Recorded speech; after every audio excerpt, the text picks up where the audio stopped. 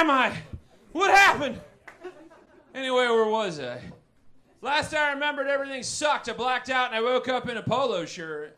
It's strange. I feel cleaner, as if I passed out in a hot tub, woke up, showered, snuck some of that La Roche-Posay I found in the medicine cabinet, just a few dabs for a refresher, followed it with a hydrating facial mist, forgot where the fuck the bedroom was in the Airbnb we rented, crashed in the living room, somehow made it to breakfast, and then the car to the airport, making the flight no problem because we left the day before everybody else does, crashed the mini holiday, and then I crushed the mini holiday stocking champagne shooters and chalkies we all got. Landed sooner than we thought, woke up again, realized I was actually a half hour late for the airport, and I hadn't packed, but at least I showered. I made the Uber in an astonishingly hungover dash out of the Days Inn. I almost missed the flight because I forgot I had a half-smoked bomb or a cherry punch in my hoodie pocket, and it rolled out like a lazy breakfast sausage when I bent down to take my shoes off. So I had to let the TSA get handsy with my duffel bag, which never looks good. And then I had a train ride home longer than a Cormac McCarthy novel and just as bleak. And that, too, may be a hallucination brought on by holiday travel, but at least we're conscious now, and somehow we're clean. Wait a minute. Holiday travel, hallucinations, hungover. Oh my God, it's New Year's! I haven't missed it! The spirits did it all in one night. Of course they can. They can do anything. Not to be a Dick Kensian about it, but I don't know what to do. I'm as light as a feather. I'm as happy as an angel. I'm as merry as a schoolboy. I'm as giddy as a drunken man, and I'm not even drunk again. We're alive! You there, boy! What day is it? Fuck off! That's a rhetorical question. I know what day it is, and we said no math. It's today, and that's the newest day. Happy New Year, humans! Here we are, we made it. It's been a ride, to be sure. Plus, it's kind of an arbitrary thing, celebrating a whip around the sun when we're not even driving. But hey, any excuse to start over. And here we are, blowing on the proverbial cartridge of time and getting ready for another grind.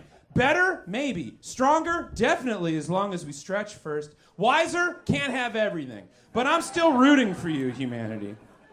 Speaking of humanity, I know I dunk on you a lot for doing stupid shit, like thinking Elon Musk brought Twitter back to bring back free speech and rebooting Frasier. But every time you go and do the same dumb shit, sometimes in doing so you do something great. Einstein once said, insanity is doing the same thing over and over again and expecting different results. And there is no better example of that than the people right now wanting so badly to correct me, because Einstein didn't say that. Rita Mae Brown said that. But the fact that you want to correct me and feel that you must and assume that that's going to change things is point in case. Because, well, actually, Rita Mae Brown quoted that quote from the 1981 approved version of the Narcotics Anonymous basic text that came out previously. So what I'm saying is, patience, goddammit, we're getting somewhere. And it's worse on the internet because you have the comment section at your fucking tips and can blast hot takes with abandon like it's a concrete wall in a bathroom in an underground punk show and the drugs were too strong. But maybe we should all go a little mad these days when faced with 2024. Because it is glaring at us on the horizon like a hungry nightmare creature, like if you asked AI to paint like Hieronymus Bosch. Maybe it is best to fight crazy with crazy because it's not expecting that and it'll freak it out a bit, making us the craziest thing in the jungle. And now the years fear us and our whims. But we shall be a merciful God because we're all kinds of fucking tired of assholes running shit and not doing the best job. And if you need proof that perhaps Einstein, Rita Mae Brown, and the 1981 approved Narcotics Anonymous basic text might all be proverbially wrong, a 13-year-old kid just became the first human to beat Tetris. Now, the whiplash from the transition has subsided. I promise this will all make sense later. Tetris is a game developed by Alexei Pajitnov back in 1984 because he believed, quote, games allow people to get to know each other better, act as revealers of things you might not normally notice, such as their way of thinking.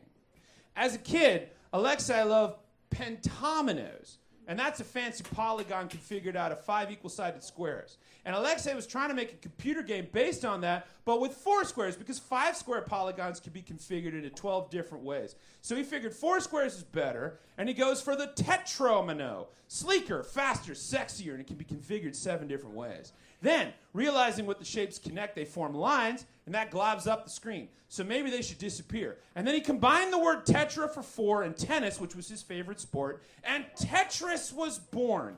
If there's a spark in your post-80s brain, it's because Tetris was a goddamn cultural moment. You think Christmas songs will stick in your brain long after they're gone? Ask anyone lived through the late 1900s, and they will tell you everyone had Tetris burned into their eyes like a Lovecraftian curse upon humankind.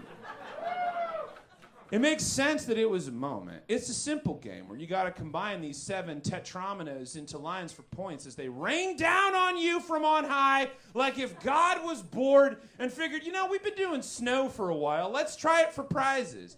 The original program was so addictive it was popular without scoring in levels, which makes sense because every human's had to pack a car or a suitcase at one point in their life in a hurry. We've all been late. It's instantly relatable. This Marie Kondo-esque digital organization simulator, backed by a jammin' 8-bit cover of a 130-year-old Russian folk song called Korobniki, keeps it logical. You drop the shapes faster each level to make it harder, and that's because the general code, with no final level or reason to quit, it just keeps going on forever, getting faster each level until it's humanly impossible for fingers to spin these shapes. It's the ultimate time killer. It's the king of Fidget Mountain. And for the last 34 years, there was no end to it.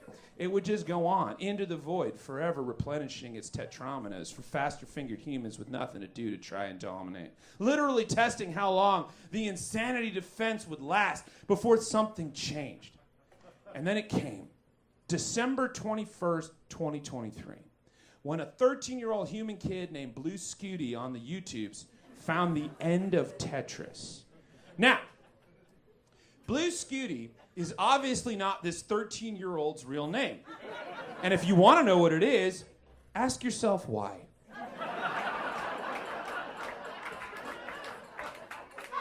But he was, and is real, not AI, and for real just beat Tetris. How? So glad you asked. Strap in. So, Tetris goes like this. You got these cascading puzzle blocks that land, and then you got to roll them into place, making a straight line for points. These fancy named kamikaze brick collages spin around according to how you move the directional pad.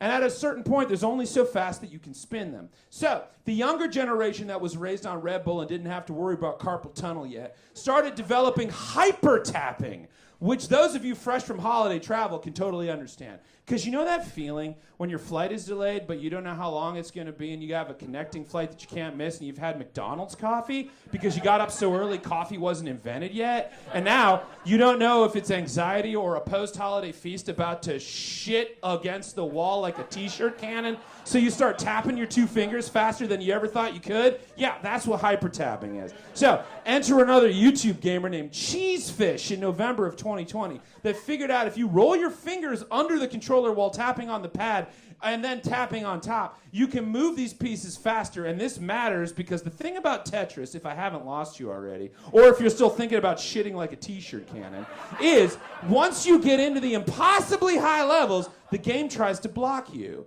by making it wicked hard to move the pieces side to side. But by hyper-tapping and rolling these pieces, you can generate enough hot finger power, new album name called it, to slide those impossible pieces into place, thus beating the game in its own reality. See, games run on code, which is their DNA, kinda, sorta. And the old dogs use random access memory, or RAM, to keep track of what's going on. But after a while of doing this beyond what it thought was possible, it goes rogue and starts using the RAM to guide its decisions. If you've ever had a Four Loko, you know this feeling. And that means the game starts improvising, which means things like colors change. And some of those colors are impossible to see if you're not ready for it. Remember, the game is trying to beat you. So it is hauling ass. People who play this religiously know this and started charting the colors and the extra levels and the new backdoor reality. And they even figured out the game itself will crash, triggered by a variety of different things, making a kill screen, which is a thing that happens in classic arcade games because eventually those games get scrambly and start eating themselves. This is where Blue Scooty comes in. In a truly historic moment, December 21st, 2023, Scooty, aka Kid Tetris, which is what I'm calling him forever, count it, attempted to intentionally cause the game to crash, which means instead of the game going so hard it beats you, you make it lose its fucking mind and dominate. And that is exactly what happened. And if you haven't seen the video of him doing it, do yourself a favor and watch this moment that this 13-year-old beats something considered improbable for 34 years in his room while the world watched. If you don't have a heart, you will grow one. And that is what I am saying, humans. We cannot go into this new year expecting the same outcome, even though it is set up that way. It's 2024. And I don't know if you've noticed, but the establishment, the status quo, has been acting really fucking weird lately. Improvising and changing and eating itself, so maybe we're doing something right. So, in this new year, let us meet it head on like Kid Tetris and Einstein and Rita Mae Brown and the fucking Narcotics Anonymous basic text. Grind against the established rules, strategically crashing the quo to our advantage, not caring about the score, but how far we can go. Literally, we've been doing the same thing over and over, and we are blowing the system's minds, and we are changing the game, and we will move forward, bigger and brighter, and our anthem shall be, sing it with me if you know the words, da da da da da da da da da da da da da da da da. Happy New Year, goddammit, I love you, good night.